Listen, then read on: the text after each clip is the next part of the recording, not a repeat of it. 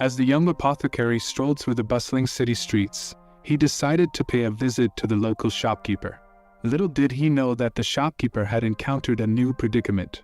A battered elf, who had clearly suffered from vicious abuse, had been unceremoniously dumped on him.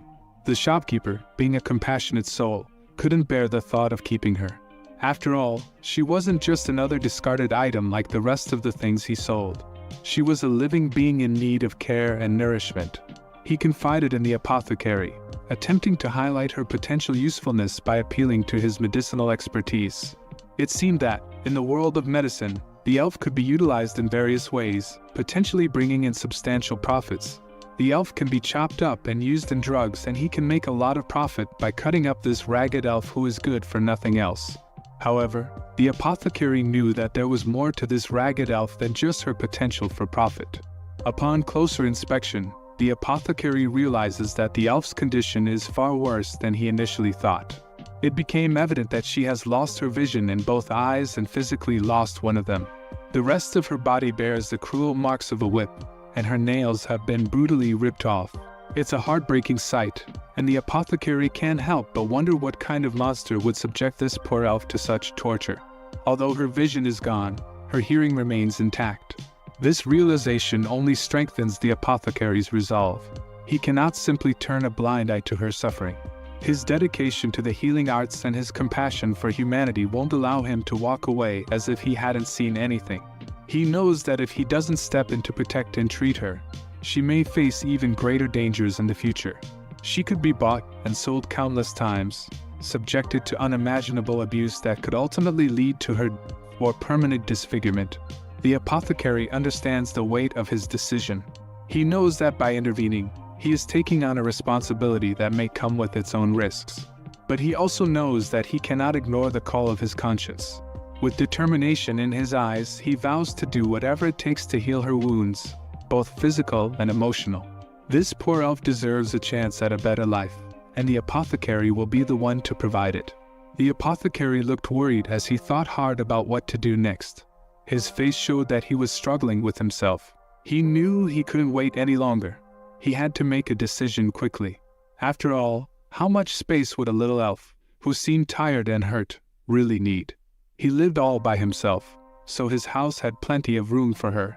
While he was thinking, the elf started to say something, but her words were all mixed up, and he couldn't understand her. Maybe she had been through so much pain that she couldn't talk properly anymore, only able to make sounds when she was really upset. Soft whispers could be heard as the elf mouthed the words "go" and "home." The shopkeeper felt uneasy. He wanted to finalize the deal quickly. It was as if he saw the elf as nothing more than another item in his shop. That's why he set the price for her as low as he would for selling livestock. This made the apothecary even more concerned. He realized that nobody would treat the elf with care or respect if even the shopkeeper saw her as just an object to be bought and sold.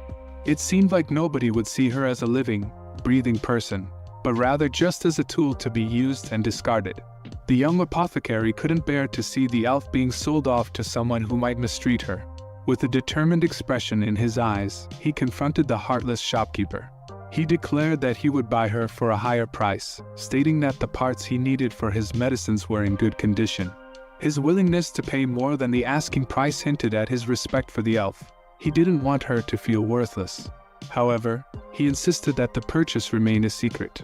He didn't want the whole city to know that a young apothecary from a nearby village had bought an elf. While it could bring him a lot of business, with everyone wanting medicines made from elf parts, he didn't want to profit from her suffering. He wanted to protect her dignity and ensure she wasn't exploited further. The shopkeeper was relieved to get rid of the elf. She meant nothing to him, and he was glad to be done with her. Meanwhile, the apothecary asked for some items to make transporting her easier. He requested clean clothes, a belt, some twine, and a wooden pack frame.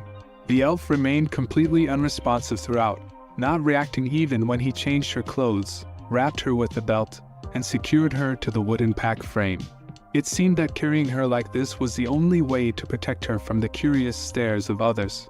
As they set out on their journey, the apothecary couldn't predict what fate had in store for them. However, he was certain of one thing: he had rescued her, and now he was determined to save her life as well. With determination in his heart, they ventured forth into the unknown, hoping for a brighter future for the elf he had taken under his care. After traveling for a considerable distance, the apothecary and the elf decided to take a short break to rest. The apothecary needed to give his shoulders and weary body a break after carrying her for so long. Yet, despite his own fatigue, he didn't mind taking a moment to observe her as she relaxed amidst the serenity of nature. As they rested, he noticed a subtle change in her demeanor. The lines of worry on her face seemed to soften, and her features appeared slightly more at ease, even though her expression still betrayed a lingering fear. It was as if the tranquil surroundings were slowly soothing her troubled spirit, offering a brief respite from the hardships they had endured. The apothecary couldn't be certain, but he had a sinking feeling that the elf had been sold off once more. The uncertainty of her future filled her with fear and confusion. She didn't know what awaited her with her new owner, and that uncertainty only heightened her apprehension. Despite her fear, the elf was no stranger to nature. Being an elf meant she was accustomed to living in harmony with the forests. But traversing this mountainous road may have seemed like a departure from her familiar surroundings. Nevertheless, her presence still held a hint of magic in the forest. The little elf's eyes filled with tears as the kind elf quickly fed her a spoonful of hot soup. Maybe she was crying because it was the first time someone had fed her with such care, especially since she was used to being treated poorly as a slave. Or perhaps, the food was just too spicy. As the night stretched on, the girl started feeling feverish. She was probably feeling overwhelmed and tired, not used to the cold night air that surrounded that campsite. The apothecary was deeply concerned about the girl's overall health.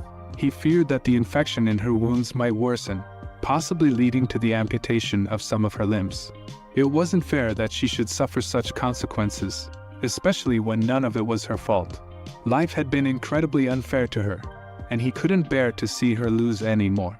His protective instincts towards her were new and unfamiliar, but they burned fiercely within him, urging him to do everything in his power to keep her safe. The apothecary got to work, drawing on all his knowledge and the organic ingredients he had gathered. With careful precision, he prepared a simple yet potent antibacterial drink for the girl. Luckily, he had recently stocked up on supplies during a visit to the city. As he gently poured the drink into her mouth, he anxiously waited for it to take effect. Despite her mumbling, he noticed her breathing becoming calmer, a sign that the treatment was working. With relief flooding through him, he realized that treatment number 1 was a success. Exhausted from the long and grueling day, he finally allowed himself to close his eyes and drift into a dreamless sleep. The apothecary woke up to find the girl already awake. Eagerly, he tried to engage her in conversation, hoping to learn more about the elf he had taken under his care. Despite his efforts, all he received in response were soft mumbles. He longed for her to speak, to share her thoughts and feelings with him. He wondered if she was hungry or if she felt any better or if she could even hear him. But no matter how hard he tried, not a single word escaped her lips.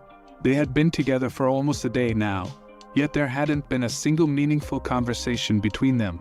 Feeling a sense of desperation, the apothecary searched for a way to break through to her. In a final attempt, he decided to give her a name, Reszurre, a name filled with hope and promise of healing. But still, she remained unresponsive.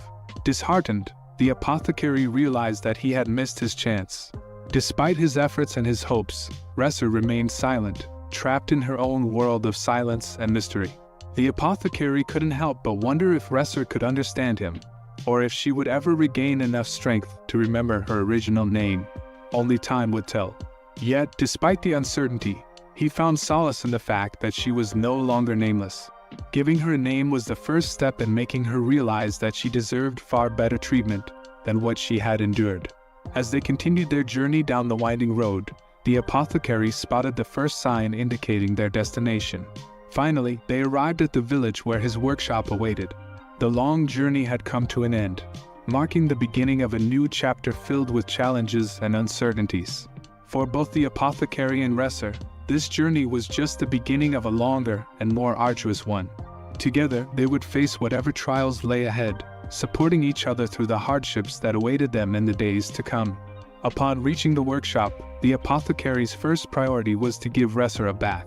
Despite her lack of a foul odor, he knew that improving her hygiene would greatly benefit her. It was evident that she had likely gone without a bath for months, if not years. With gentle care, he assisted her in undressing, noting her lack of reaction. He wondered if she was devoid of feeling or maybe she had shut down her emotions entirely, a defense mechanism against the cruelties she had endured. As he removed her torn clothes, the apothecary was confronted with a sight that made his heart ache. He saw the scars on her back for the first time, enough to send shivers down anyone's spine. Countless wounds marred her delicate white skin, each one a testament to the ruthless treatment she had suffered. Trying to calm his racing thoughts, the apothecary focused on the task at hand, changing Reszurre's bandages. Yet, despite his efforts, he couldn't hide the trembling of his hands, a clear sign of his inner turmoil. With painstaking care, he gently applied the herbal ointment he had prepared onto her wounds, carefully covering them with special leaves to prevent any lasting marks on her delicate skin. He knew that he needed to change her bandages every few days to ensure proper healing of her external wounds. While he hoped that this treatment would help her physical wounds mend, he couldn't shake the heavy weight of knowing that her mental scars ran much deeper. For now, all he could do was provide her with the care and comfort she desperately needed, hoping that with time, both her physical and emotional wounds would begin to heal. In a moment of realization, the apothecary remembered that he had forgotten to purchase clothes for Reszurre. Panic briefly gripped him before he composed himself with a determined resolve. As the beloved apothecary of the village, he knew he could rely on his network of friendships for assistance. Without hesitation, he set out to visit a friend's house, intent on calling in some favors from the generous souls in the village. However, he wasn't one to arrive empty-handed. With thoughtful consideration, he had gifts in mind to offer in exchange for their help. With a sense of gratitude, the apothecary visited his friend's house and explained his predicament. Understanding the situation, his friend readily offered some old clothes for Reszurre, happy to assist in any way possible. In exchange for this generous gesture, the apothecary presented the gifts he had brought along, ensuring that both parties left feeling satisfied with the fair deal. Returning to his workshop with the new clothes in hand, the apothecary was met with the stirring of Reszurre from her nap. As he dressed her in the fresh clothes and gently combed her hair, a sense of warmth filled him. For the first time, she truly looked like a girl, adorned in clean garments, and with her hair neatly arranged. If this was the first time Reszurre had experienced such care, it was also a novel experience for the apothecary himself. As he watched her, looking much better than when he had first found her, he couldn't help but feel a sense of satisfaction.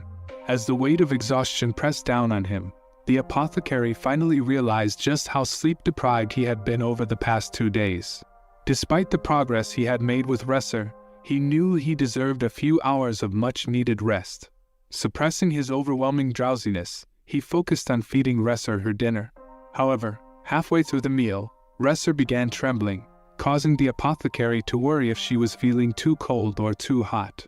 It dawned on him that she hadn't relieved herself in 2 days, a realization that struck him deeply. His preoccupation with her scars had inadvertently deprived her of her basic needs. Carrying Reszurre to the bedroom after dinner, the apothecary empathized with her struggle of having to consume liquid foods constantly. He understood that her teeth were in no condition to chew solid food, prompting him to consider the possibility of acquiring dentures for her. Moreover, he contemplated the option of using a high potion, which could physically recover her body but at the cost of reducing her lifespan due to its increased metabolism. Despite the risks, his dedication to his duty as her caretaker drove him to consider every possible solution. Lost in his thoughts, the apothecary drifted off to sleep, his mind still occupied with ways to improve Reszurre's condition. Unbeknownst to him, Reszurre lay nearby, her one eye open as she observed the apothecary, who snored softly in his slumber. The apothecary woke up with a start, realizing he had fallen asleep unexpectedly the night before. As he rubbed the sleep from his eyes, he saw Reszurre, his patient, sitting wide awake on the bed. It dawned on him that he had neglected his field for a few days. Since he grew the plants for his medicines himself, he knew he had to get back to work right away. Gently, he helped Reszurre sit outside so she could soak up the warm sunlight. He returned to his field, determined to make up for lost time. As he toiled away, he heard soft sobs in the distance. It was Reszurre crying quietly. He felt a pang of sadness but didn't know how to comfort her. He was just a man, like those who had captured her. Emotions weren't his strong suit, especially with someone who had suffered so much. So he kept working, hoping his presence would bring her some solace, even if he couldn't offer much else. As the day wore on, Reszurre's tears eventually dried up. The apothecary continued his work until the sun dipped below the horizon, painting the sky in hues of orange and pink. He knew there was still much to be done, but for now, he had done what he could to help, even if it was just by being there.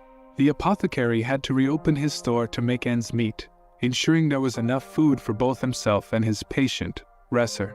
One day, as he was tending to his shop, a young girl named Monet appeared at his door. Monet was the daughter of a friend who had provided clothes for Reszurre. Usually, Monet came by for errands, but today she was driven by sheer curiosity. In her innocent wonder, Monet wanted to see if the rumors were true, if there really was an elf in the apothecary's workshop. Seeing no harm in indulging her curiosity, the apothecary welcomed Monet inside. Her eyes widened with excitement when she saw Reszurre seated there, a real-life elf. Bursting with questions, Monet's childlike curiosity took over as she bombarded Reszurre with queries, eager to learn more about this mystical creature. As Reszurre remained silent under Monet's playful interrogation, the apothecary found himself taking on the role of her spokesperson, answering each question to the best of his ability. He wasn't entirely sure how accurate his responses were, but he knew that silence wasn't an option. Meanwhile, he busied himself with a special project, hoping to create something that would bring a smile to Reszurre's face.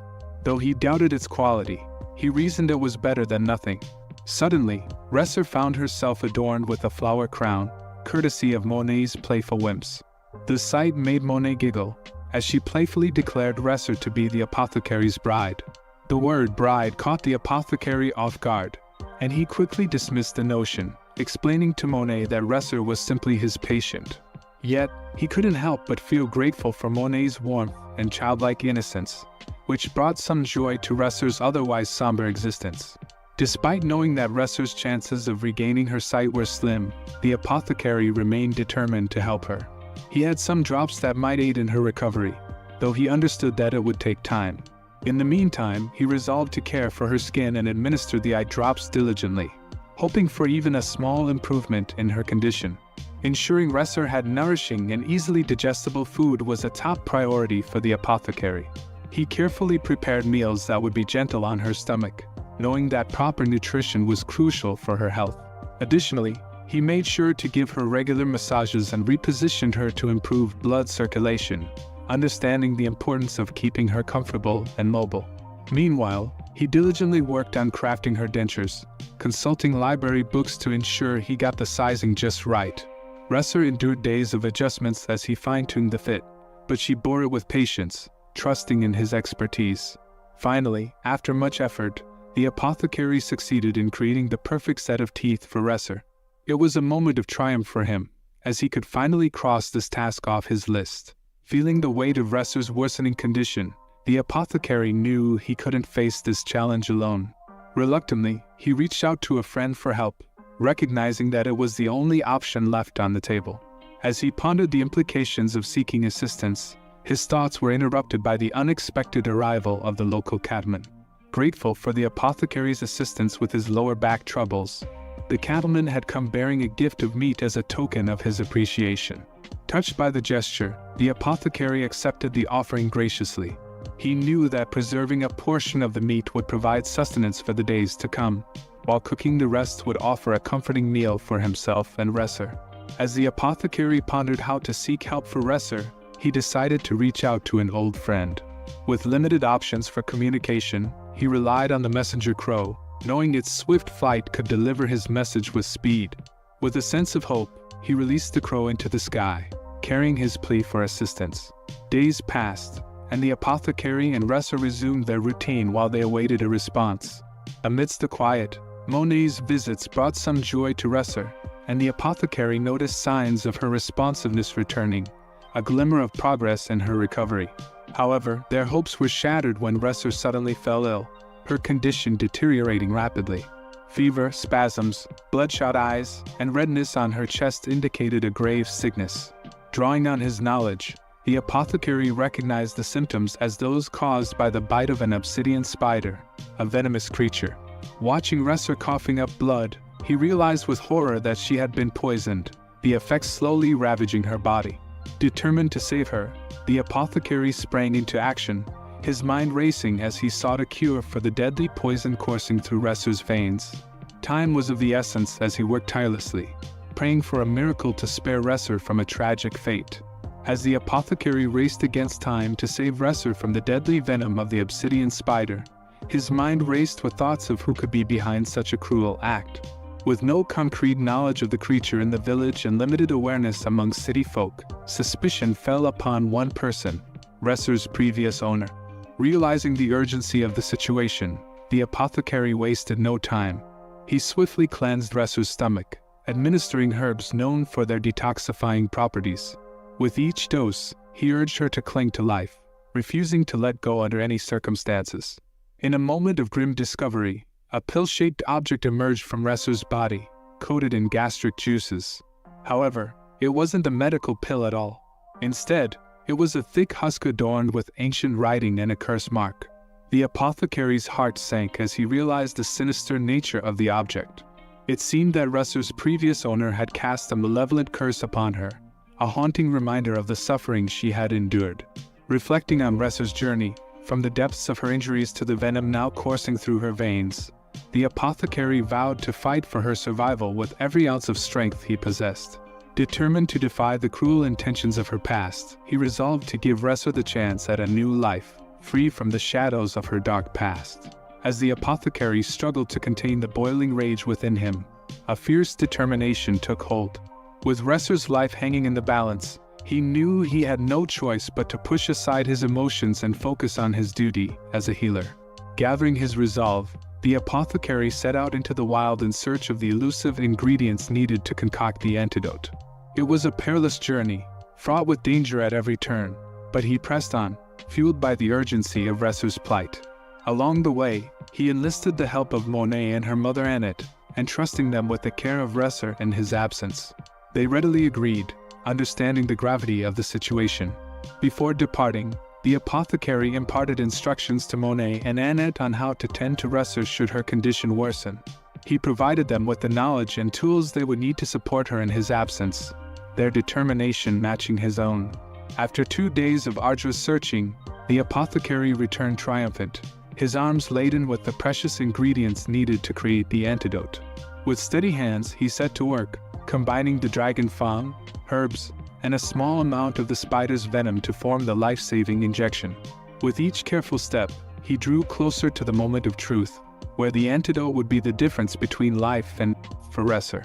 And though his heart still burned with fury at the cruelty inflicted upon her, the apothecary remained steadfast in his commitment to heal, to save, and to protect. As the apothecary ventured into the wilderness to gather the crucial ingredients, each passing moment weighed heavily on his mind. Though his absence from Reszurre's side was far from ideal, he knew it was a sacrifice necessary to save her life. With every step, he prayed that she was holding on, that she was finding the strength to endure. Thanks to the attentive care of Annette and Monet, Reszurre's condition remained stable in the apothecary's absence, and when he finally returned with the precious antidote in hand, a wave of relief washed over him. With steady hands, he administered the injection, placing a reassuring hand on Reszurre's shoulder as he assured her that she needn't fear, for healing was on its way. In the depths of her despair, Reszurre heard a voice calling out to her, offering solace and hope amidst the darkness. With renewed determination, she found the strength to fight back against the suffocating grip of despair. With trembling hands, she reached out to the kind presence, knowing deep within her heart that it was her best chance at escape. As she grasped onto the outstretched arm, a sense of warmth enveloped her, pushing back against the shadows that threatened to consume her. And in that moment, as she opened her one good eye, she was greeted with a sight she had long thought lost to her: light. After an eternity spent in darkness, Reszurre finally glimpsed the promise of a new beginning, a beacon of hope illuminating her path forward. With the miraculous success of the antidote, Reszurre's recovery surpassed all expectations. Not only did she regain consciousness, but to the astonishment of all, she began to speak. And even more astonishing was the return of some of her eyesight, allowing her to discern between light and darkness once more. The apothecary marveled at the unexpected turn of events, attributing the restoration of her vision to the potent blend of ingredients in the antidote, drawn from the wilds of the surrounding countryside. Filled with gratitude for Reszurre's remarkable recovery, the apothecary couldn't help but feel a twinge of confusion. Despite her newfound ability to communicate, Reszurre remained elusive when it came to sharing details about herself. Questions about her origins, her hometown, and even her name were met with evasive responses, leaving the apothecary puzzled and uncertain. Though he longed to understand the mystery surrounding Reszurre's past, the apothecary recognized the importance of patience and respect. As Reszurre struggled to piece together fragments of her lost memories, the apothecary recognized the weight of her past burdens. Seeing her haunted by the shadows of her former life as a slave, he understood that dwelling on the past would only hinder her journey towards healing and renewal. With a resolve to nurture a brighter future for Reszurre, he resolved to cease dwelling on the past and instead encourage her to embrace the possibilities of tomorrow. As Reszurre expressed her gratitude in broken words and a fragile voice, her hope for a better future echoed through the room, touching the apothecary's heart in ways he had never experienced before. Her resilience in the face of adversity, her determination to move forward despite the scars of her past, ignited a flame of admiration within him.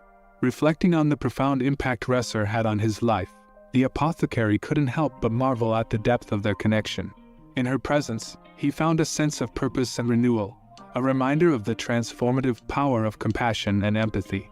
Before he could dwell further on these newfound emotions, a local farmer arrived bearing yet another gift, a massive pumpkin. As he graciously accepted the offering, the apothecary couldn't help but smile. As the apothecary prepared to cook the massive pumpkin, Annette and Monet intervened with concern, noticing the exhaustion etched on his face. Despite his initial resistance, they insisted he take a well-deserved break and rest. As a man of science, he knew the importance of self-care, yet his dedication to Reszurre's recovery often pushed him beyond his limits. Grateful for their care and understanding, the apothecary relented, allowing himself to be guided away from his workbench. Meanwhile, Annette and Monet took charge, transforming the pumpkin into a delicious pie to celebrate Reszurre's remarkable recovery. And though he couldn't resist the urge to oversee their efforts, the apothecary found solace in the joyous atmosphere surrounding him. As they gathered around the table, Reszurre's lively chatter filled the room, her laughter ringing out like music. Gone was the sadness that once clouded her eyes, replaced by a newfound lightness and joy. Her delight in the pumpkin pie uplifted everyone's spirits, a testament to the healing power of good company and simple pleasures. Watching Reszurre flourish in the warmth of their companionship, the apothecary couldn't help but feel a swell of pride. In her laughter and smiles, he saw the promise of a brighter future, where she could embrace life fully and leave the darkness of her past behind. As they shared in this moment of celebration, the apothecary couldn't shake the feeling that perhaps the trials of the past were nothing more than a fleeting nightmare, soon to be replaced by the warmth of a new dawn. The apothecary decided to focus on helping Reszurre with her body first, putting her physical well-being as the main concern for now. It was important to get his priorities straight at this moment. Just when he made this decision, a crow, a bird he hadn't seen in a long time and used to deliver messages, suddenly appeared. It carried a response from his friend, who was also a skilled healer. The reply was a bit strange, as his friend agreed to help Reszurre but not without a cost. This puzzled the apothecary, but he understood that everyone values their skills and deserves to be compensated for their work. Besides, he had no other choice if he wanted Reszurre's limbs to heal. Despite the odd wording, the apothecary knew his friend was an excellent healer. He decided not to worry about paying him just yet, trusting that his friend would be willing to extend credit to him. With this assurance in mind, he began making plans to travel to the north, where his friend lived. Furthermore, the apothecary couldn't risk Reszurre catching a chill on the journey. With that in mind, he resolved to handle the shopping alone, knowing that her presence in the city would undoubtedly draw unwanted attention. Moreover, he recalled how he had deceived the old shopkeeper during his last visit by claiming he had sold Reszurre to another doctor. It was clear that he couldn't simply show up with her by his side now, as it would tarnish his reputation and possibly cause trouble with the shopkeeper. As the apothecary wandered through the bustling city streets, he found himself navigating the world of women's clothing stores. While purchasing garments wasn't particularly suspicious, selecting undergarments was a whole different story. He felt a wave of discomfort wash over him as he awkwardly tried to explain his purchases to the curious shopkeepers.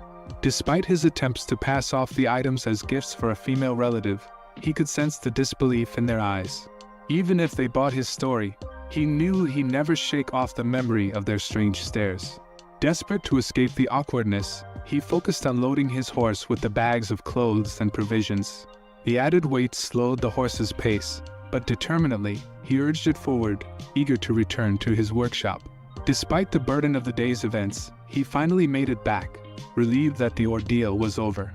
As the morning of their departure dawned, a chill hung in the air, but the apothecary felt grateful for the warm coats they had acquired. Without them, they might have frozen in the biting cold. Reszurre adorned the white garments he had purchased for her, and he couldn't help but feel a sense of pride as they fit her perfectly. Around her neck, she wore a necklace embedded with a magical sensor, a crucial tool for keeping track of her whereabouts. However, a pang of sadness struck the apothecary as he realized that Reszurre couldn't fully appreciate her new attire with her impaired eyesight. He vowed silently that one day, her eyes would light up with joy at the sight of herself, and he was determined to make it happen. Their plan for the day seemed straightforward enough: journey northward for half a day, traverse a forest, and head towards the nearest portal location. But the reality was more challenging. Reszurre, unable to walk long distances, relied on him to carry her the entire way. She expressed her apologies for the burden she placed on him, but he reassured her that her weight was nothing compared to the heavy ingredients he often had to carry. As the apothecary and the elf continued their journey, they found themselves trudging along for half a day without making much headway. The apothecary, mindful of the dangers lurking in their path, proceeded cautiously, choosing safer routes that slowed their progress. However, with darkness approaching, they knew they had to pick up the pace if they didn't want to be stranded on the road for longer than anticipated. Feeling the strain of carrying Reszurre and their heavy load of emergency supplies, the apothecary decided it was time to set up camp for the night. Finding a suitable spot, he began making preparations, his mind preoccupied with the realization that this was the first moment of solitude they had shared since he cured her of the poison. As they worked together to set up their camp, the apothecary couldn't help but feel a sense of closeness with Reszurre. As they settled into their campsite, the apothecary and Reszurre found themselves in a rare moment of peace. Sensing an opportunity to foster their budding relationship, Reszurre initiated the conversation by asking the apothecary his name. It dawned on her that despite spending considerable time together, she still didn't know what to call him. Not quite ready to reveal his name, the apothecary hesitated momentarily before suggesting she refer to him as apothecary, explaining that it was his profession. Reszurre, sensing his reluctance to reveal more, accepted his response without further inquiry, addressing him as Mr. Apothecary. As the apothecary observed Reszurre's acceptance without further probing, a wave of relief washed over him. He harbored concerns about her delving deeper into personal matters, fearing the attachment that might form between them. After all, their relationship was meant to be transient, lasting only until he had healed her and she returned to her own realm. With the arrival of the next morning, they wasted no time in packing up their camp and resuming their journey. Walking through the dense forest toward the portal location, their spirits lifted with the realization that an end to their arduous road was finally in sight. Step by step, they ventured deeper into the woods, the sunlight filtering through the canopy above. Despite the challenges they faced along the way, the prospect of reaching their destination filled them with renewed determination. Each stride brought them closer to their goal, and with each passing moment, their anticipation grew. For the apothecary and Reszurre, the journey held the promise of healing and the hope of a brighter future beyond the forest's edge. But their luck takes a turn for the worse when they stumble upon a king grizzly, a massive and ferocious creature that's particularly troublesome without its usual winter rest. The apothecary, skilled as he may be, knows he can't take any reckless actions with Reszurre's safety on the line. While he could possibly handle the grizzly alone, he refuses to endanger his companion. With his hand resting on his blade, he knows he must make a decision, face the beast head-on or risk being mauled. His choice becomes clear as he prepares to defend himself and Reszurre. Yet, just as he's about to strike, a voice startles him from behind. Fighting one adversary is one thing, but handling two simultaneously seems impossible. However, this voice doesn't belong to the King Grizzly. It's not a roar or a growl, but rather a distinct and resonant sound unlike anything they've encountered before. The apothecary is stunned when he turns around and discovers that the voice belongs to Reszurre. What could she possibly be attempting to do?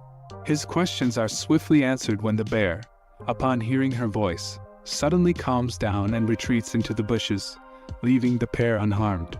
The apothecary remains in a state of shock, unable to comprehend what he's just witnessed. This is the first time he's seen Reszurre exhibit traits of an elf, a creature known to communicate with the beings of the forest. Unable to contain his curiosity, he asks her directly if she possesses the ability to converse with animals. It's a question of utmost importance, but he doesn't press her for an immediate response, sensing her own confusion in the aftermath of the encounter. Reszurre admits she's unsure of what exactly she did, explaining that she merely wanted to calm the frightened bear down. With their nerves still on edge from the encounter, they press on through the forest, hoping to steer clear of any further dangerous creatures. However, the reality of their situation soon becomes apparent. In the heart of the forest, avoiding encounters with its myriad inhabitants is nearly impossible. Their fears are confirmed when they stumble upon a colossal snake slithering through the underbrush. It's a terrifying sight, and they realize that such mutated and formidable creatures seem to be cropping up with alarming frequency in the forest. The presence of these creatures hints at the possibility of dark forces at play, perhaps influenced by malevolent mana, the magical energy that permeates the world.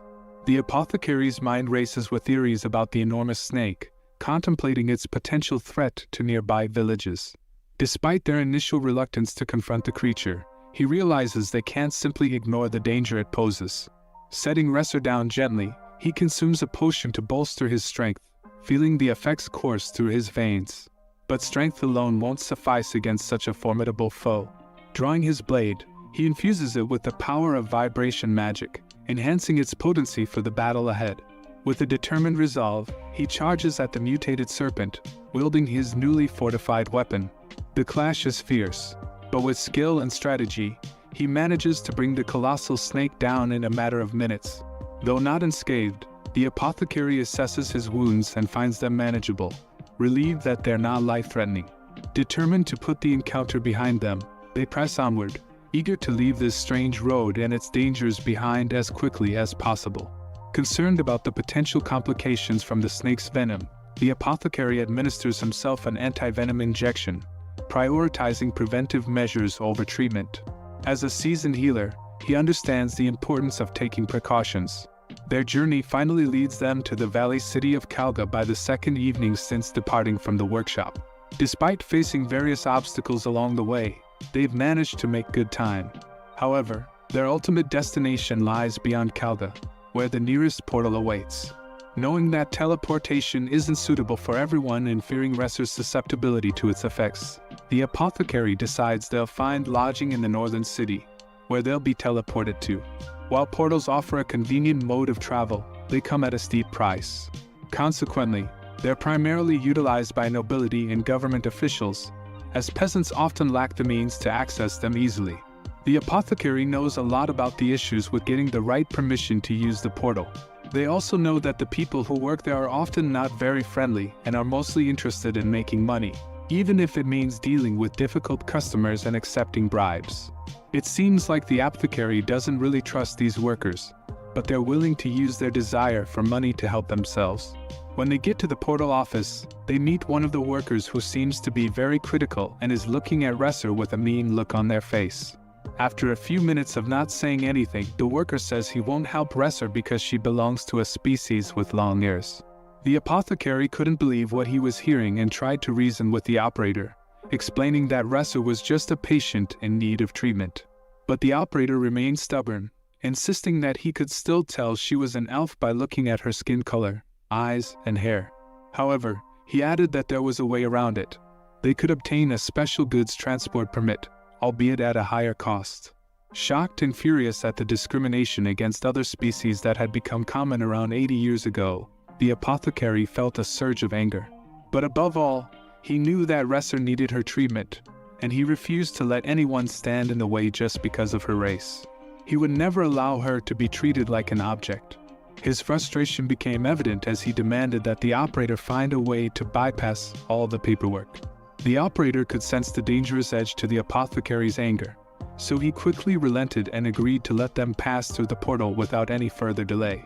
With a sense of relief, they left the portal office, both parties relieved to have reached a mutually acceptable agreement. The operator, in particular, felt a wave of gratitude for still being in one piece, as he had half expected the apothecary to lash out in anger. In the blink of an eye, they found themselves in North Bale, a town located further north. Eager to find a place to rest, they wasted no time in searching for lodging. After all the frustration they had endured, they felt they deserved a night of peace and quiet. Eventually, they secured a room with a single bed. It was a bit cramped, but it would suffice for their immediate need for rest. Despite their exhaustion, they managed to enjoy a nice meal at the lodge. However, they didn't stay awake for long. As soon as they lay down on the bed, the weariness from their long journey and the effects of the magical waves of the portal finally caught up with them. They drifted off into a deep sleep, finding solace in the peace of the night. When the apothecary woke up, the first thing he saw was Reszurre snuggled up to him. He looked closely at her and found her looking too innocent in her sleep. Despite any initial surprise, he couldn't resist her cuddles and decided to indulge in a little more sleep, relishing the peace and quiet before facing another day. As he woke up again, a sense of confusion lingered from a strange dream he had just experienced. In the dream, he saw Reszurre dressed as Santa Claus, and the whole scene felt surreal and perplexing. Though the details of the dream remained unclear, he knew one thing for sure: it wasn't a normal dream for him. After enjoying breakfast together at the lodge, they set out to do some shopping before continuing their journey. The apothecary couldn't shake off the odd feeling from his dream earlier that morning. As a result, he tried to maintain a respectable distance from Reszurre, perhaps chalking up the dreamy episode to her simply slipping into her own dreams after their morning cuddles. As they embarked on their journey from North Bale on a deer carriage, the apothecary and Reszurre still had a half-day's travel ahead of them before reaching his friend's place nestled in the mountains. With the open road stretching out before them, they found themselves with another opportunity to engage in conversation. Curious and pondering over the kindness she had received from the apothecary, Reszurre finally voiced her question. She wondered aloud why he was so nice to her, as nobody had ever treated her with such care and consideration before. Yet she harbored doubts about whether he would even disclose his reasons, considering he had even kept his name a secret from her. Despite his guarded nature, the apothecary decided to share a bit of his own backstory with Reszurre. He revealed that he, too, had experienced a life-saving act of kindness from someone similar to her. Abandoned as a baby, he faced the grim fate of starvation until a demon intervened, rescuing him and granting him a chance at life. Reflecting on this pivotal moment, he acknowledged that if not for the benevolent act of that mysterious figure, he wouldn't be alive, sitting beside her on that carriage. This profound experience shaped his worldview, instilling in him a belief that everyone deserves a chance to be saved, just as he had been. It was this sentiment that guided his actions towards Reszurre when he first encountered her in a vulnerable state. For the apothecary, extending kindness and offering assistance was not merely a choice, but a deeply ingrained belief born out of gratitude for his own salvation. As the deer carriage came to a halt at the foot of the summit, it became apparent that their journey was far from over. With the rest of the way up requiring travel by foot, the duo strapped on their snowshoes and set out on foot. However, as they began their ascent, the apothecary's condition took a turn for the worse. A feverish sensation washed over him, accompanied by overwhelming fatigue. The strain of their long journey was finally catching up to him, and he struggled to press on. Uncertainty clouded his mind as he tried to pinpoint the cause of his illness. He wondered if it was the lingering effects of the snake venom, or perhaps the biting cold of the mountain air. Regardless of the cause, the worsening weather only served to exacerbate his condition, as snow began to fall steadily around them. Realizing that continuing on in such conditions would only worsen his health, they sought refuge in the shelter of a rocky outcrop, where they could wait out the approaching blizzard. Huddled together for warmth, they could only hope for the storm to pass quickly so they could resume their journey to safety. As they huddled together in the little cave, the apothecary couldn't shake off the feeling of guilt for leading them to such a predicament. He apologized to Reszurre for their current situation, but to his dismay, she blamed herself, thinking even the change in weather was somehow her fault. As they waited, the apothecary's fever showed no signs of slowing down, and the blizzard outside only intensified. It became increasingly apparent that they might have to spend the entire night in their rocky refuge. Though he wasn't thrilled about sleeping on the cold ground, exhaustion overtook him, and he drifted off into a restless sleep, perhaps dreaming of warmth and comfort. The next morning brought a temporary respite from the storm, but the apothecary's condition had only worsened. He struggled to make progress, his fever leaving him weak and disoriented. To make matters worse, his vision started to blur, signaling a dangerous decline in his health. Realizing the urgency of their situation, the apothecary knew he had to call for help. Despite his weakened state, he mustered up the strength to send a rescue signal to his friend. But as he did, he felt himself slipping further into unconsciousness, his strength rapidly dwindling. It seemed as though their survival depended on the arrival of help, and time was running out. As Reszurre watched the apothecary's condition worsen, her worry grew into a determination to help him by any means necessary. Remembering the pendant he had given her, she activated it, hoping its signaling magic would bring them the assistance they so desperately needed. With no other options left, they could only wait and hope for a miracle. Meanwhile, several leagues away, atop a cliff, a masked figure spotted the signal emanating from Reszurre's pendant. Recognizing the distress call, they wasted no time in springing into action, knowing that someone was in dire need of their help. Back in the comfort of a warm bed, the apothecary stirred from his unconscious state, momentarily confused by his surroundings. As he took in his surroundings, he realized that his hardships had not been a dream at all. To his surprise and relief, he found himself in the presence of his old friend, Adam, the demon who had once saved his life. Grateful for his friend's timely intervention, the apothecary felt a wave of relief wash over him. Despite the challenges they had faced, they were now in the safe hands of a trusted ally. As the apothecary was filled in on the events of the previous day, including their rescue by Adam's servant Gauche, he couldn't help but feel a mixture of relief and embarrassment. Adam scolded him for sending a weak signal that failed to properly indicate their location. It was clear that without Gauche's intervention, their fate could have been far bleaker, possibly succumbing to the harsh elements or falling prey to snow leopards. Although reassured that Reszurre was safe, the apothecary found himself on the receiving end of Adam's lecture. He was admonished for overexerting himself in monster battles while neglecting his mana training. It was a stark reminder of his responsibilities and the need to prioritize his well-being. Despite the relief of their rescue, the apothecary couldn't shake off the feeling of being scolded like a child. He hoped that his time with Adam wouldn't be filled with constant reprimands, fearing that Reszurre might perceive him as nothing more than someone who's always being scolded. Despite Adamska's unconventional methods and questionable ethical practices in his pursuit of medical knowledge, the apothecary harbored a genuine fondness for the ex-human turned demon. Adamska's relentless quest for understanding the intricacies of the body often led him to stalk fresh parts and conduct ethically dubious medical magic experiments. However, beneath his eccentricities, the apothecary recognized that Adamska was not inherently malevolent. Having known Adamska for a considerable period, the apothecary could attest to the fact that his friend's eccentricities stemmed from a deep-seated curiosity rather than any malicious intent. Unlike himself, Adamska possessed the necessary expertise to handle Reszurre's arms and legs, which were the primary reason for embarking on their arduous and perilous journey. Despite their differences in approach and perspective, the apothecary valued Adamska's friendship and trusted his abilities. He knew that with Adamska's assistance, they stood a better chance of achieving their objective and helping Reszurre reclaim her lost limbs.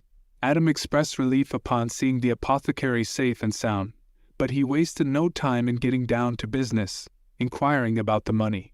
Understanding the practicalities of their situation, the apothecary presented the shiny coins he had brought along, satisfying Adam's concerns about their financial stability for the time being. With the monetary matters settled, Adam's curiosity and excitement as a medic were reignited, especially at the prospect of working with elf bones after a prolonged absence. Eager to begin the treatment, Adamska initiated his examination of Reszurre, utilizing his innate magical ability known as Alma. This mystical power, intricately linked with his soul, had been honed through rigorous training, allowing Adam to perform detailed and precise inspections of Reszurre's condition. As Reszurre passed out during her examination, a wave of concern washed over everyone present. However, they breathed a collective sigh of relief when she regained consciousness just in time for dinner. Gathered around the dinner table, Adam shared his insights with the apothecary regarding Reszurre's condition. He explained that while the damage to her skin and internal organs would likely heal naturally over time, her limbs and eyes posed significant challenges. Regarding her eyes, Adam revealed a troubling discovery. Someone had deliberately obstructed Reszurre's sight with mana in her right eye, indicating malicious intent. Additionally, her left eye was beyond repair, rendering it irreparable even with a replacement. Turning his attention to her limbs, Adam uncovered a corrosion spell that had infected them severely, complicating matters further. It was evident that someone harbored ill intentions toward Reszurre, intentionally impeding her recovery at every turn. The gravity of the situation weighed heavily on them as they grappled with the realization that Reszurre's journey to regain her health would be fraught with challenges and obstacles, with an unknown adversary working against her every step of the way. As they assessed Reszurre's condition, one glimmer of hope emerged. Her elf metabolism was slowing down the deterioration of her limbs. However, despite this small positive, the overall outlook remained grim. Her injuries were severe, and the task of healing her limbs seemed insurmountable. The apothecary couldn't help but grapple with feelings of guilt and self-doubt. He questioned whether his hesitation to amputate Reszurre's limbs had jeopardized her life, and the weight of this possibility hung heavy on his conscience. He knew that he had to do everything in his power to save her, even if it meant making difficult and painful decisions. Adam, adopting a serious tone, laid out everything before them. Leaving Reszurre's limbs untreated could prove fatal, and the only viable option left was amputation. Despite the gravity of the situation, they had meticulously planned the surgery, leaving only one daunting task remaining: informing Reszurre of the impending amputation. With heavy hearts and a sense of grim determination, they prepared to deliver the news to Reszurre, knowing that it would be a difficult and emotional conversation.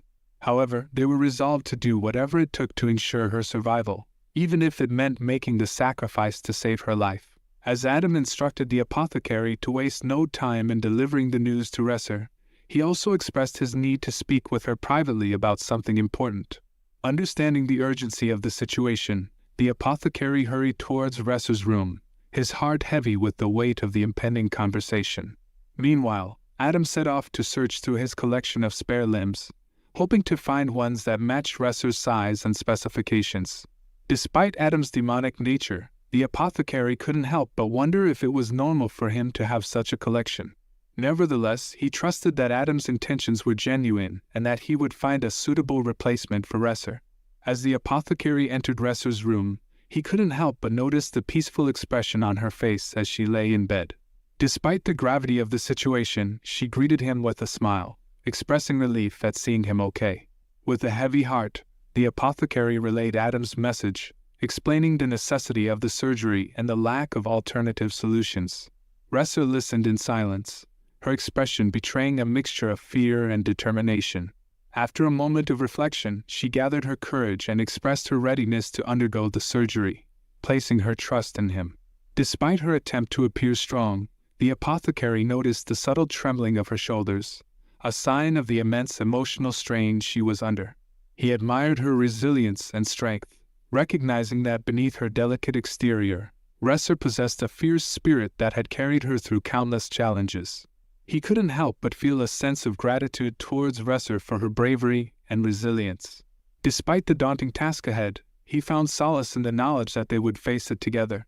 The apothecary is also overwhelmed with the trust she has built in him and decides that he will do everything in his power not to betray this.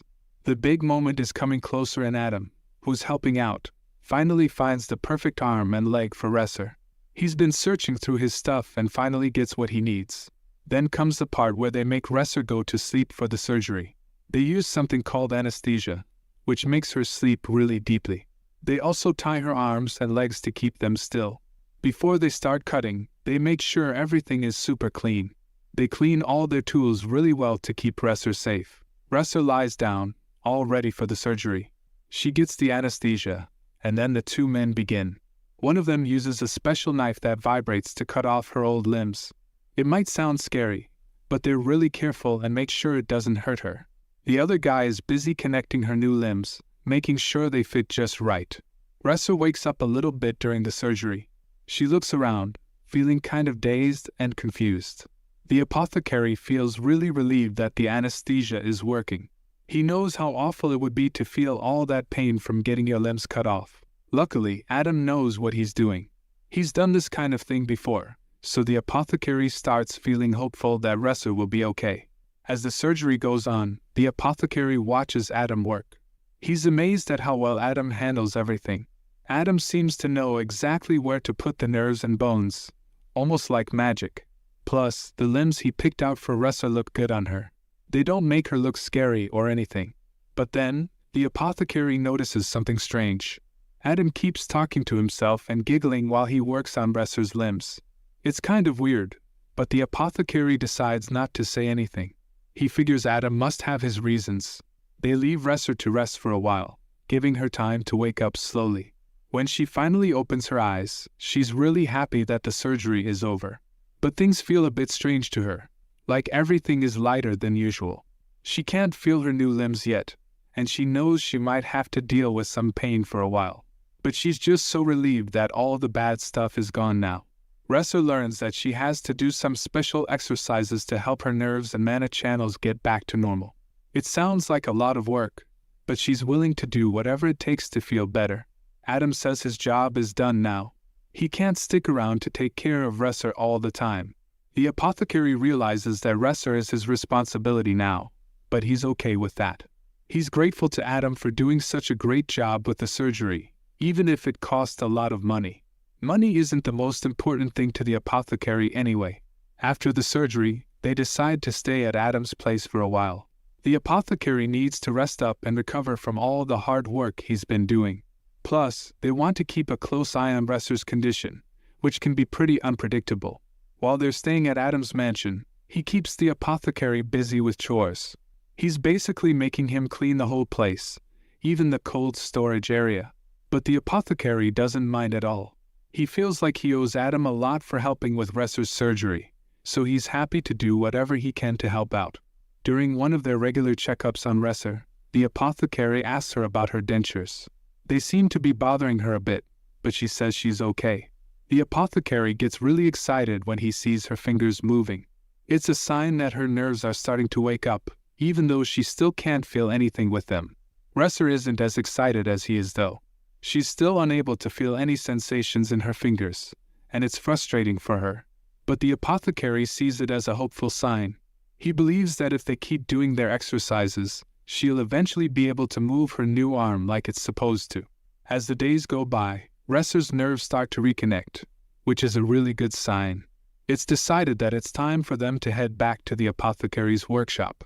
But before they leave, Adam wants to make sure everything is okay with Reszurre's new limbs. He checks her over one last time to be sure there won't be any problems. Then, Adam takes Reszurre to the terrace for a private chat. The apothecary wonders what they could be talking about. Out there, Adam starts by telling her something serious. He explains that parts of her body have been badly damaged, especially the female parts. It's not something easy to hear, but he wants her to know the truth. He tells her that there are risky procedures she could try to fix it, but it's up to her to decide. Their conversation on the terrace lasts for a few minutes. They're both really focused, not moving from their spots at all. When they come back, the apothecary can tell from their expressions that it wasn't a light-hearted talk. It seems like they were discussing something really important and maybe difficult to handle. As the apothecary and Reszurre get ready to head home, Reszurre looks upset for some reason. Maybe she's feeling anxious about the road trip ahead. Just as they're getting everything together, Adam interrupts them. He has something he wants to give to the apothecary. Adam leads them down to the basement of the mansion, where they end up in a storage room. The apothecary's eyes light up when he sees something special. It turns out to be an air gal, a custom-made piece of Dwarven technology that his savior used to ride. This technology was supposed to be lost, but somehow Adam managed to find it. Adam explains that he doesn't have any use for it, so he's offering it to the apothecary. they can use it to travel back home. It's a generous gift and the apothecary is really excited about it. This ergal could make their journey a lot easier and faster. It's a thoughtful gesture from Adam, and the apothecary feels grateful for his kindness. As they're about to leave, Reszurre says goodbye to Adam and promises to help him with chores the next time they visit. But Adam doesn't seem too keen on inviting them back. He explains that he's done with his research using the elf's body, so there's not much reason for them to return. They start up the ergal, a magical device powered by mana stones that lifts them into the air, and they say goodbye to Adam's mansion as they fly away. The apothecary is grateful for the ergal, but he knows it's not without its drawbacks. It needs a lot of energy and regular maintenance, which might be too much to handle. When they get back home to the workshop, they settle in for about a week. The apothecary feels relieved to be back home. He's even stashed the ergal on the porch, a clear sign that he's decided not to use it again. Despite its usefulness, nothing beats the comfort and familiarity of home for the apothecary. Reszurre is doing well after the surgery, and thankfully, there haven't been any complications. Her wounds are healing nicely, and soon she'll have her smooth skin back. Now that Reszurre is awake and conscious, the apothecary finds himself feeling a bit awkward about giving her a bath. Luckily, Annette and Monet arrive to help out. They invite Reszurre to join them when they go to the bath, which solves the problem for the apothecary. Reszurre happily accepts the invitation, looking forward to enjoying the warm bath. As Reszurre relaxes in the soothing water, the apothecary hopes that it will help her feel more comfortable and at ease.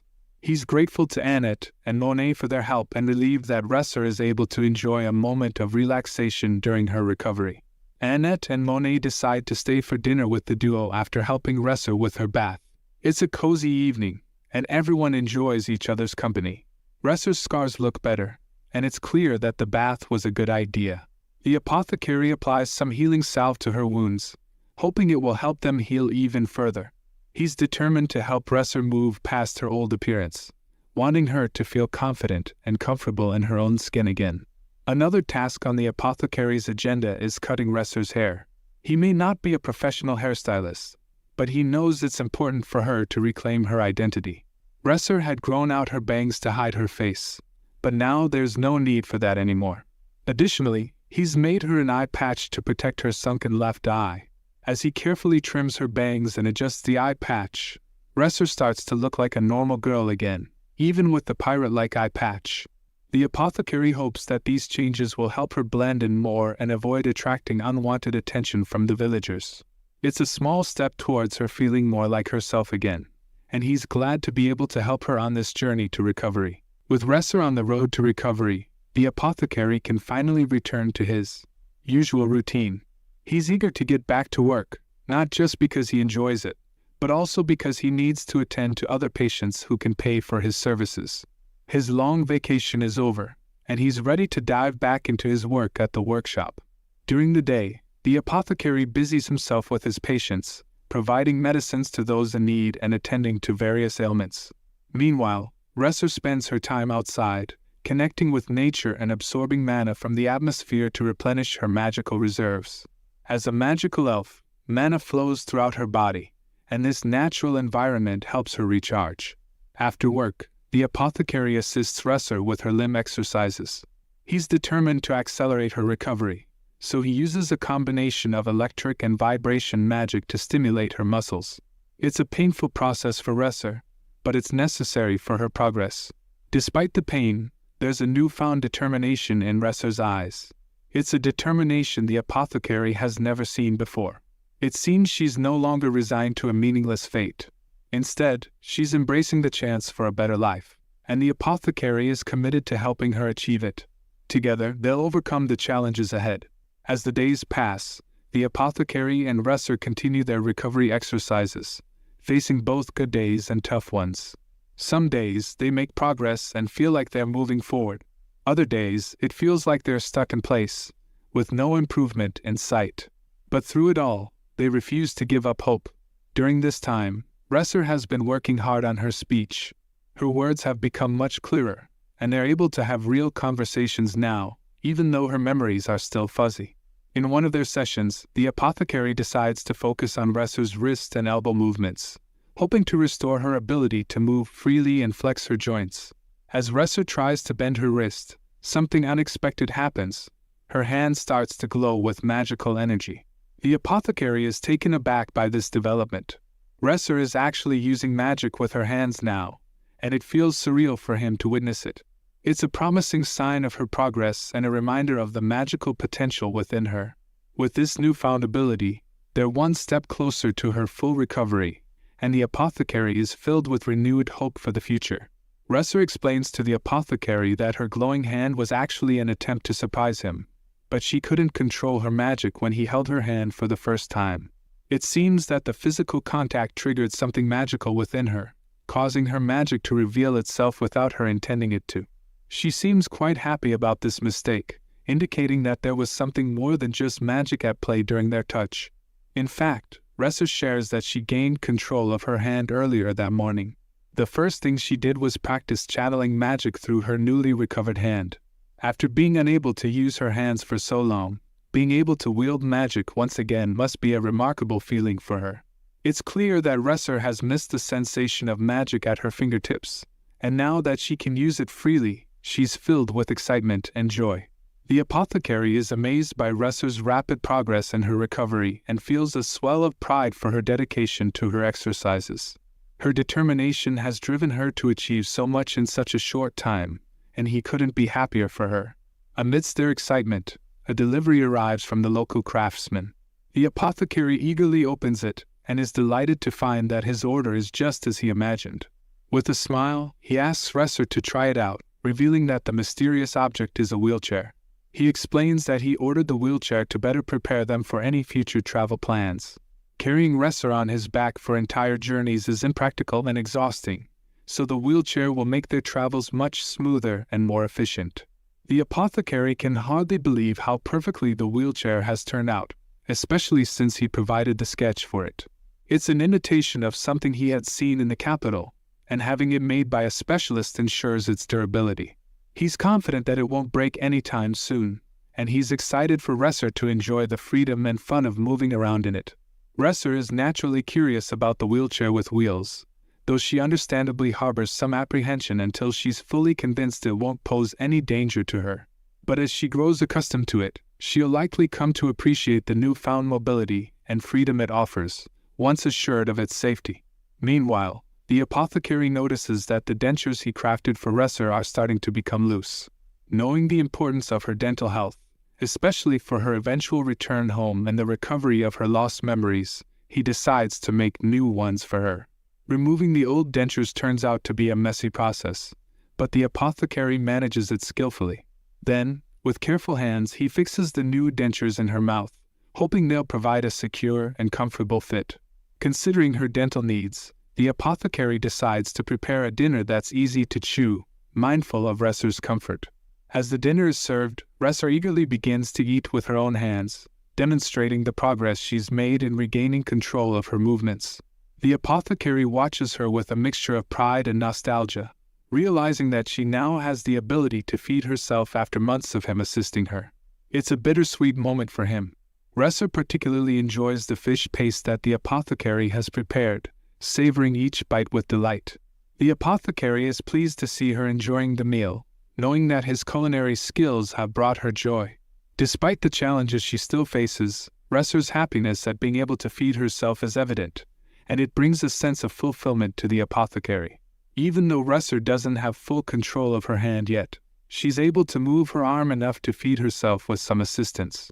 This independence marks a significant milestone in her recovery journey, and the apothecary can't help but feel a sense of pride at her progress. At the same time, he also feels a bit of sadness at the thought that he's no longer needed to feed her. It's a reminder of how far she's come and how much she's overcome, but also of the bond they've shared during her rehabilitation. The apothecary decides to make use of his 2 extra days off from the workshop each month to help Reszurre. Recognizing her ability to use magic, he sees an opportunity for her to replenish her internal magic reserves. It's also a chance for him to take a much-needed break. With this in mind, they plan a restful getaway to a place filled with mana, not too far from the workshop. Their chosen destination is a secluded spot where they can find peace and tranquility without any disturbances. Reszurre sits comfortably in her new wheelchair while the apothecary pushes it from behind. Though it's a bit wobbly, the wheelchair makes their journey much easier. It also provides relief to the apothecary's back, which no longer has to bear the burden of carrying extra weight for miles.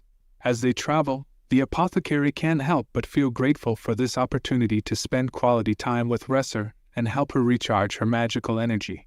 It's a chance for them both to unwind and enjoy the serenity of nature, far away from the hustle and bustle of everyday life. As they settle down for lunch in the perfect spot they've found, Reszurre's heart swells with gratitude and love for the people and the place that has shown her so much care and kindness. In this tranquil moment, she finds herself wishing she could stay here forever. The apothecary, on the other hand, reflects on how much has changed since Reszurre first arrived under his care. He never would have imagined a scene like this just a few months ago. He knows that Reszurre is making remarkable progress in her recovery, and he's proud of how far she's come. But amidst the beauty of their surroundings, the apothecary is struck by a realization. He knows that Reszurre will eventually regain her memories and be able to return home. When that day comes, his role in her life will come to an end. It's a bittersweet thought, and he realizes he needs to be honest with Reszurre about his intentions before she grows too attached to him and this place. As they enjoy their lunch together, the apothecary resolves to have a heartfelt conversation with Reszurre. He wants to ensure that she understands his feelings and plans for the future, even if it means facing the possibility of breaking her heart when the time comes for her to leave. As they sit in the calm of the forest, the apothecary's voice breaks the silence with a deep emotion. It's a moment that Reszurre has never experienced before, and she listens intently as he begins to reveal a part of his past. However, his opening statement is a bit confusing for Reszurre, leaving her puzzled about what he's trying to convey. As he continues to speak, the apothecary's words become more transparent. He confesses that he didn't help her out of the goodness of his heart, but rather for his own selfish reasons. Reszurre is taken aback by his honesty, her confusion deepening as he shares more about his past. The apothecary admits to actions that shock her, demons, elves, and dwarves with his own hands. He reveals that becoming an apothecary and helping her was his way of trying to atone for his sins. A wave of disbelief washes over Reszurre as she processes the weight of his words. She's never heard him speak like this before, and she struggles to reconcile the kind-hearted person she knows with the confession of a past filled with violence and regret. As the apothecary's words hang heavy in the air, Reszurre wonders why he's chosen this moment to reveal such painful truths and if he is seeking forgiveness, or does he expect her to condemn him for his past actions? She's left grappling with her own emotions, unsure of how to respond to this unexpected revelation. Reszurre is struck by a whirlwind of emotions as she listens to the apothecary's confession and his suggestion that she keep her stay with him short. She's unsure how to respond to his unexpected revelation, but one thing is clear to her: despite his troubled past, this person has shown her an immense amount of care and kindness. In the midst of her confusion, Reszurre finds herself reflecting on all the ways the apothecary has gone above and beyond to care for her. From the moment they met, he has dedicated himself to her well-being, even when they were strangers to each other. He could have simply provided her with medicine and left her to recover on her own, but instead, he has done everything in his power to save her life and support her on her journey to recovery. As she considers his words, Reszurre realizes that the apothecary's actions speak louder than his past. Despite his inner turmoil and self-doubt, he has shown her compassion and selflessness. Reszurre's heart swells with gratitude as she considers the lengths the apothecary has gone to for her sake. Despite not knowing her past or his own, she's keenly aware of his unwavering care and compassion. Her body and soul resonate with his kindness, and she trusts her intuition that he is someone worth trusting. In response to his suggestion that she keep her stay short, Reszurre finds herself unable to ignore the overwhelming truth: he saved her life. His actions speak volumes, showing her the depth of his compassion and the sincerity of his intentions. She refuses to be swayed by fear or judgment based on his past, knowing that she has only experienced his kind and caring nature. Reszurre believes in the power of redemption and forgiveness. She understands that a person's past mistakes do not define them forever, especially when they demonstrate genuine remorse and a desire to change. She chooses to focus on the person the apothecary has shown himself to be in the present, rather than dwelling on his past sins. The apothecary listens to Reszurre's response with a heavy heart, feeling the weight of his own sins bearing down on him. He's tormented by the thought that he revealed his past in search of validation, seeking some form of redemption that he fears he may never truly attain. Despite his doubts, he's grateful for Reszurre's trust in him, knowing that she wouldn't reject him even if she knew the darkest depths of his past. Turning his thoughts to the task at hand, the apothecary asks Reszurre if she has any memories of her hometown. He's hoping for even the smallest hint, a scent, an image, a landscape, that might lead him to her origins. He knows that cracking this code could be their best chance at finding her way home. However, Reszurre's mind is elsewhere. She's always relied on the apothecary's guidance and support, never truly searching for her past. But now, as she gazes into his eyes for the first time, she feels a stirring of recognition deep within her. Despite her imperfect vision, she senses something familiar about him, something dark and heavy lurking behind him. In a sudden burst of clarity, Reszurre blurts out the one memory she has of her hometown: red eyes and black hair. It's a small fragment of her past, but it's a starting point, a glimmer of hope in their quest to uncover the truth of her origins. The apothecary started to wonder if this was someone Reszurre knew, maybe a relative or a friend. But as he listened to her words, he was completely shocked. She told him she could see again, and she was really interested in how his face looked. He wasn't sure if it was because the eye drops had finally worked, or if her determination to see beyond the darkness had somehow made her vision come back. But either way, she could see again. At first, the apothecary felt really happy about this miraculous recovery. But his happiness didn't last long. He couldn't shake the feeling that helping just one person wasn't enough to make up for all the bad things he'd done. He felt like he needed to do a lot more to wash away the guilt he felt for hurting so many innocent people. But seeing Reszurre's incredible recovery and her determination to keep moving forward made him realize something important. It made him feel like he was the one being saved.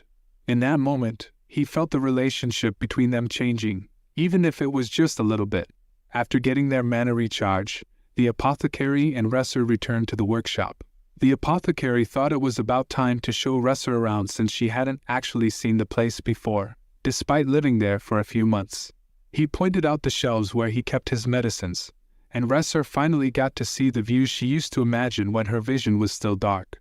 Once the tour was over and the initial excitement had settled, the sun started to set. It was time for Reszurre to do her exercises and prepare for sleep, which included changing her clothes. The apothecary helped her with this task, as he had done many times before. However, this time, Reszurre started shaking when he began to assist her.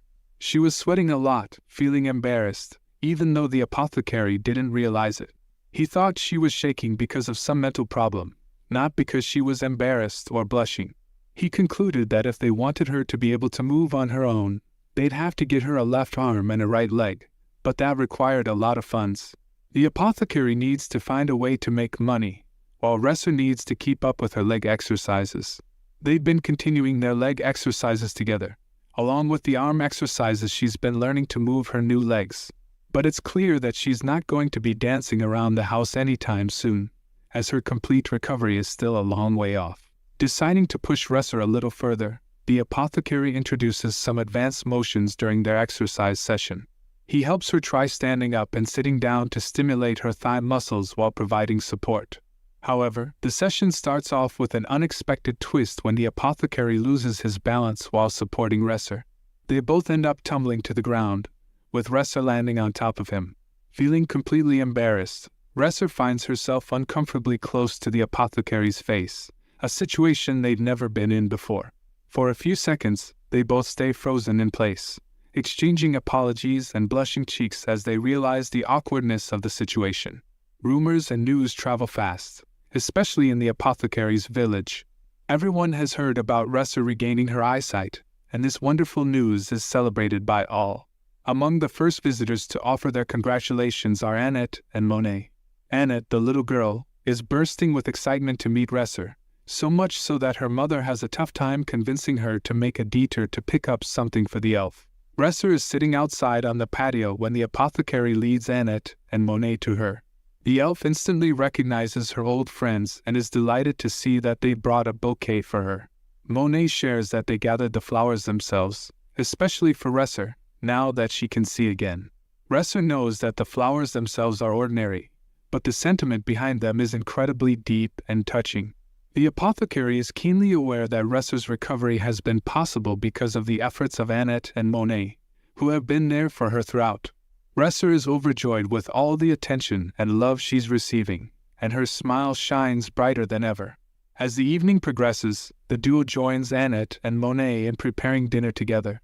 During their time together, the little girl compliments Reszurre's eyes, noting their brightness compared to the apothecary's own dark eyes. This prompts Reszurre to glance at her savior, who seems unusually happy. Throughout the evening, they enjoy pleasant conversation and a sense of warmth and togetherness. After dinner, Reszurre pulls Annette aside for a chat before she leaves. Curiously, she asks Annette if she and the apothecary are together romantically. The image of the apothecary looking so happy next to Annette moments earlier sparked the question in Reszurre's mind. However, Annette laughs it off, finding Reszurre's innocence endearing. Despite the laughter, she takes the opportunity to scold the apothecary gently for not mentioning that she has a husband, even though he's currently not at home. The apothecary has a wandering merchant who occasionally stops by his workshop to supply him with rare ingredients, including the most elusive herbs from all corners of the land. However, beyond the valuable herbs, the merchant also brings news from far and wide, as traveling proves to be an excellent way to stay well informed. During his latest visit, the merchant has a different request for the apothecary. He starts by sharing troubling news about the state of mana flow lately. Many of his fellow travelers and colleagues have been encountering dangerous monsters and beasts, posing a serious threat to their safety. Clearly, this has become a significant concern, as no one wants to risk being attacked or worse, becoming a monster's meal.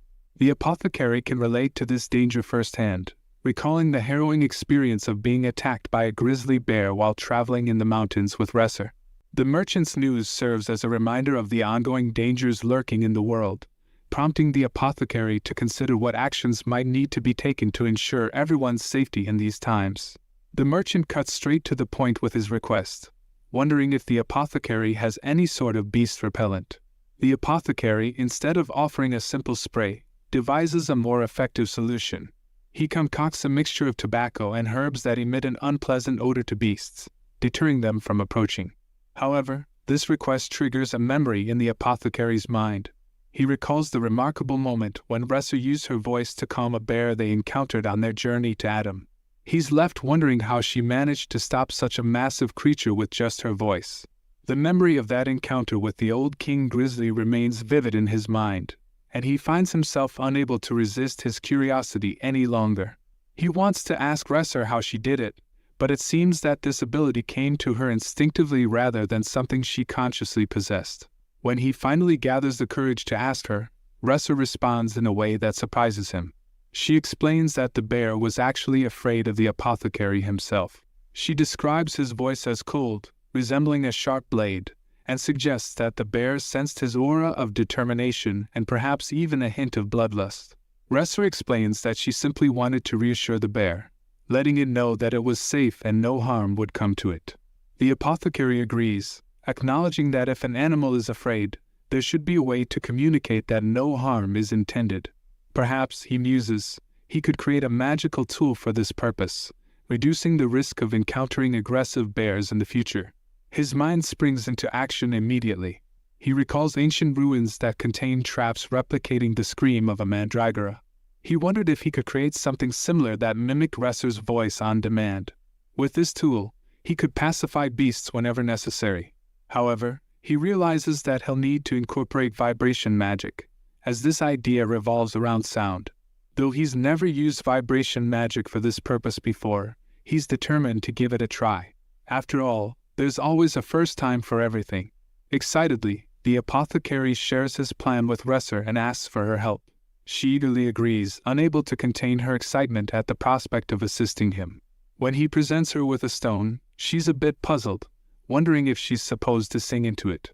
However, he clarifies that he just wants her to sing normally, while he takes care of the recording part.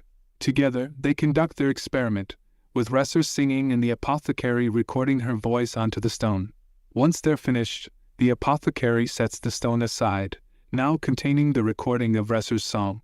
They eagerly await the next visit from the wandering merchant, who will be the first to try out their experiment. In the meantime, they put aside their focus on the stone and continue with Reszurre's exercises, particularly for her left leg, with the hope that she'll be able to travel someday. Reszurre feels genuinely sorry for taking up so much of the apothecary's time every evening with her exercises. She can't shake the feeling that she's burdening him. However, the apothecary reassures her, explaining that these exercises are nothing compared to what he's had to do in the past. He doesn't mind at all. As he begins massaging her left leg, which has been steadily improving but still isn't at the level of her right arm, he expresses his belief that she'll soon be able to move it freely.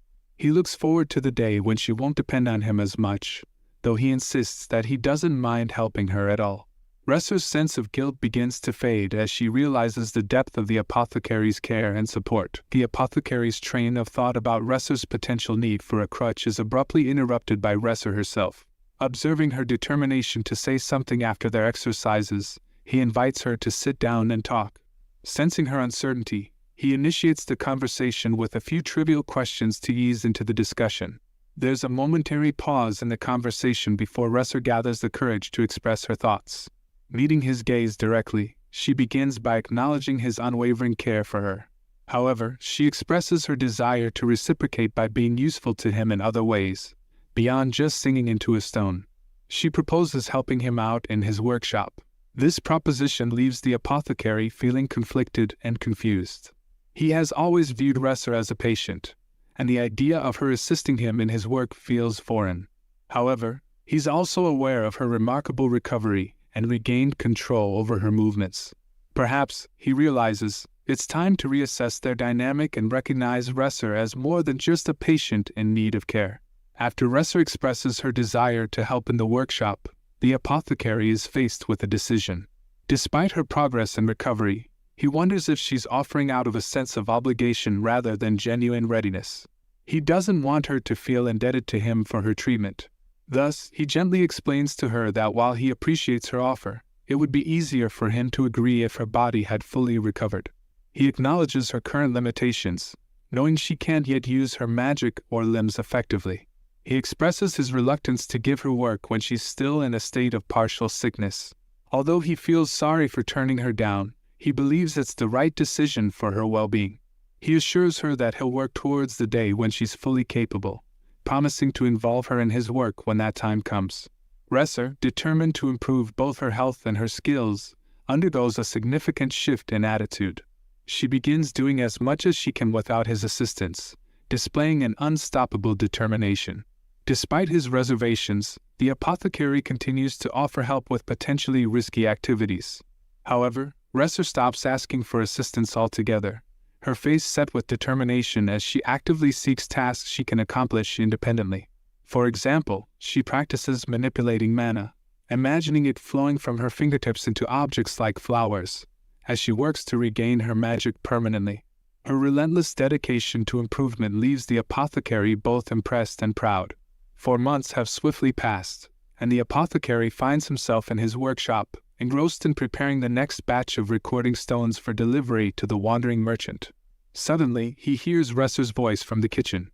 She's prepared breakfast, but her expression reveals her displeasure upon discovering that the apothecary hasn't slept the entire night again. In the past 3 months, Reszurre has made remarkable progress. She's now adept at using her limbs and moves around with the aid of a crutch. With her newfound mobility, she's eager to contribute to the workshop, just as the apothecary promised.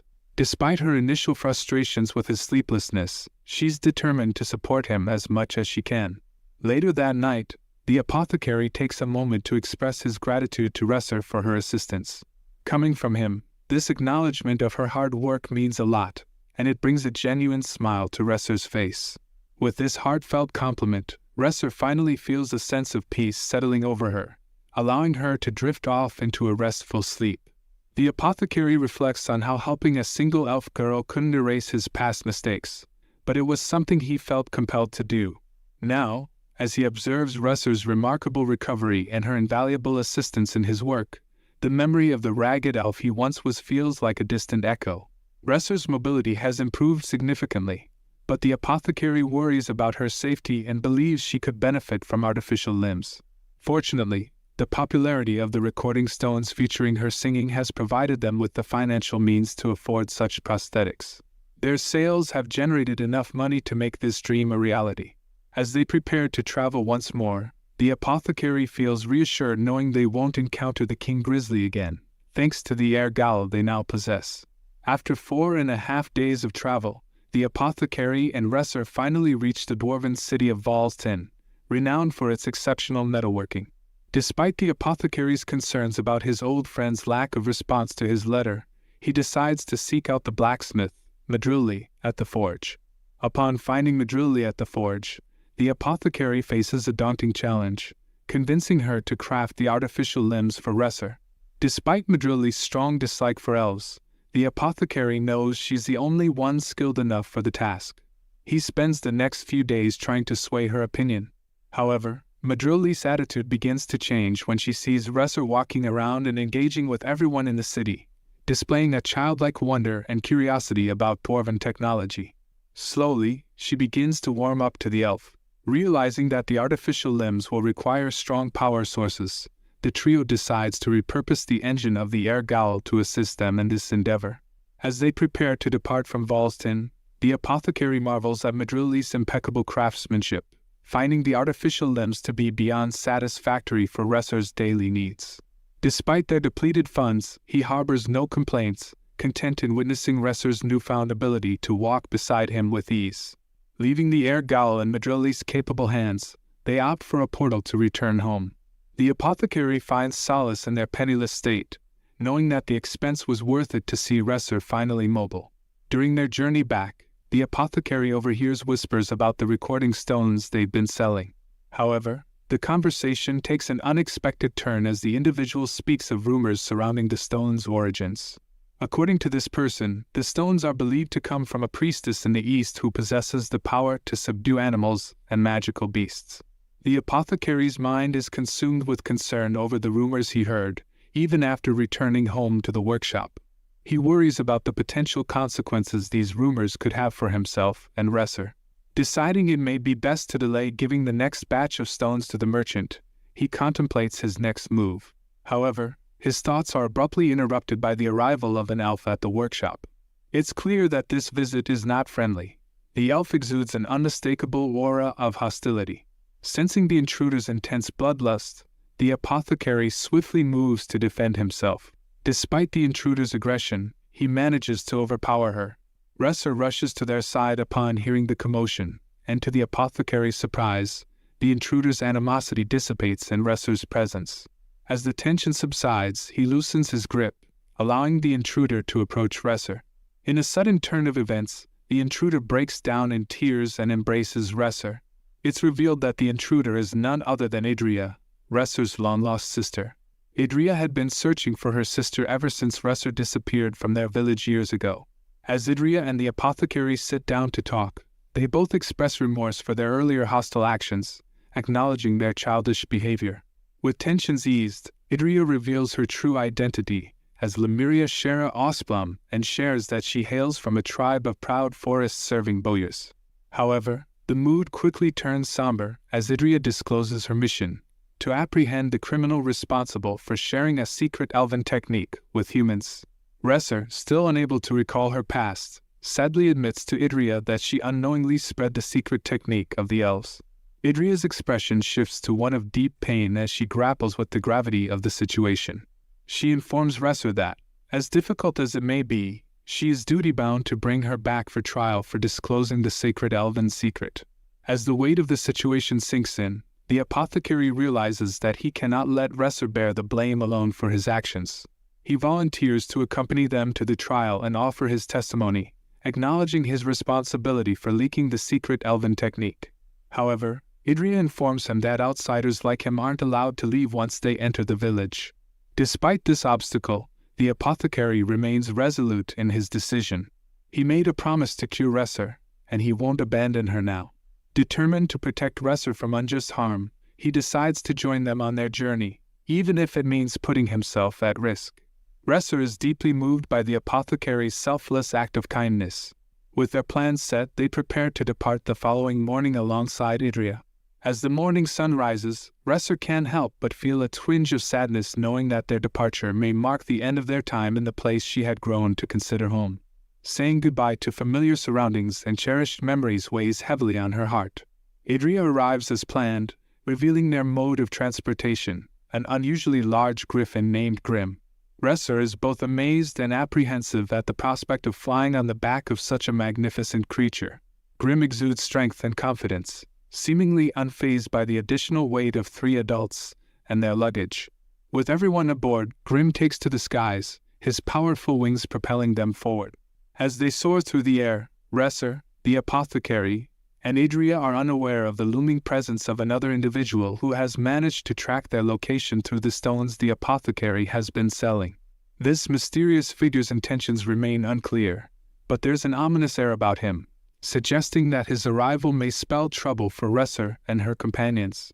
As the trio continues their journey westward from the workshop, they traverse mountains and valleys until they find a suitable spot to camp for the night. Grim, the griffin, also requires some rest, and they all settle in for the evening. The following day, they arrive at a mountain with a distinctive hole in its center, a sign that they have reached their destination, Elvaria. Grim returns to his birdhouse, and Idria leads the Apothecary and Reszurre to the local police station to report their arrival. As they enter Elvaria, the Apothecary senses the curious gazes of the other elves directed towards them. Among the crowd, he spots a new arrival, an elf who turns out to be Lemuria's mother, Lamia. Their reunion is emotional, filled with tears and hugs. Lamia is devastated to learn that her daughter has no recollection of her home, but she seems to understand the situation better after inspecting Lemuria closely. The group plans to visit Lamia's house after their stop at the police station, as she wishes to give them something special. However, their plans are interrupted by the sound of approaching footsteps. It's Shakna, Idria's boss, who questions her absence from the station despite Grim's return. Despite Idria's apologies, Shakna's demeanor towards the Apothecary and Lemuria quickly turns hostile. Though faced with Shakna's scornful gaze, the Apothecary is grateful for his presence, knowing that Lemuria would struggle to handle the situation alone.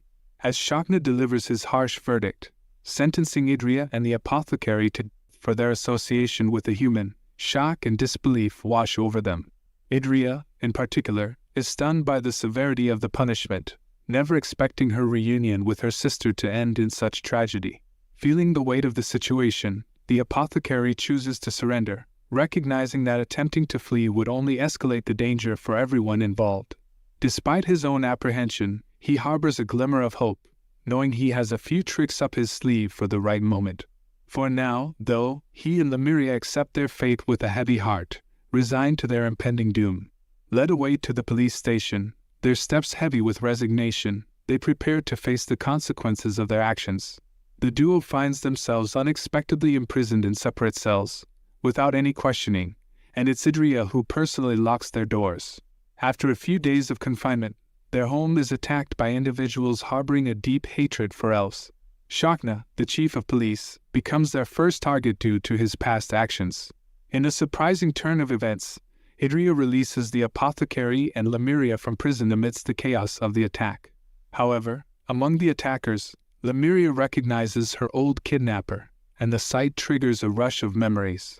Overwhelmed, she faints immediately afterward. In the midst of the fight, sustains severe injuries while defending against the intruders.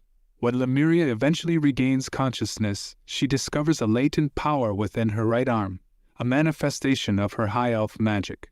Using this newfound ability, she channels mana to heal the Apothecary's wounds, ultimately saving his life. Despite their initial imprisonment, their actions in defending the elf community against the attackers earn them pardon for their supposed crimes, and they are granted freedom.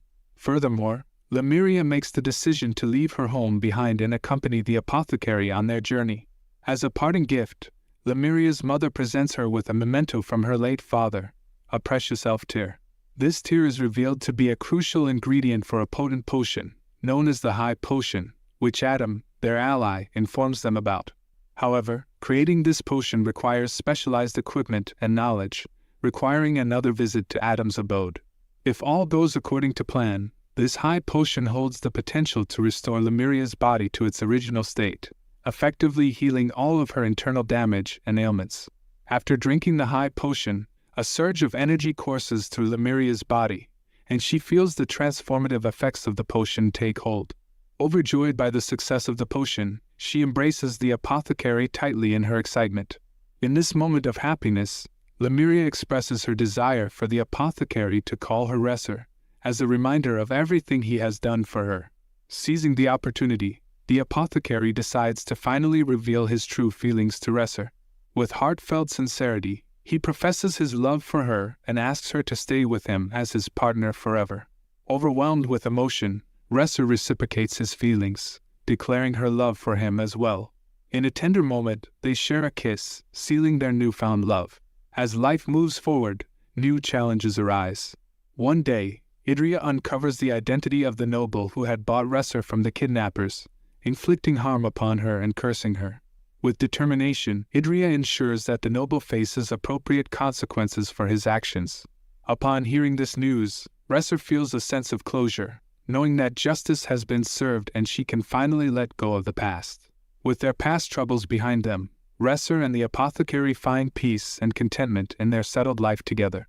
Reszurre begins using her healing magic to aid others, becoming renowned throughout the village and even transforming it into a bustling town. The apothecary and Reszurre had a lovely wedding in a tiny ceremony. They were so happy together, and every day, they enjoyed each other's company, doing simple things. Together, they embraced the joys of parenthood, raising children of their own and cherishing the happiest moments of their lives. Their life together was calm and peaceful, with no big surprises.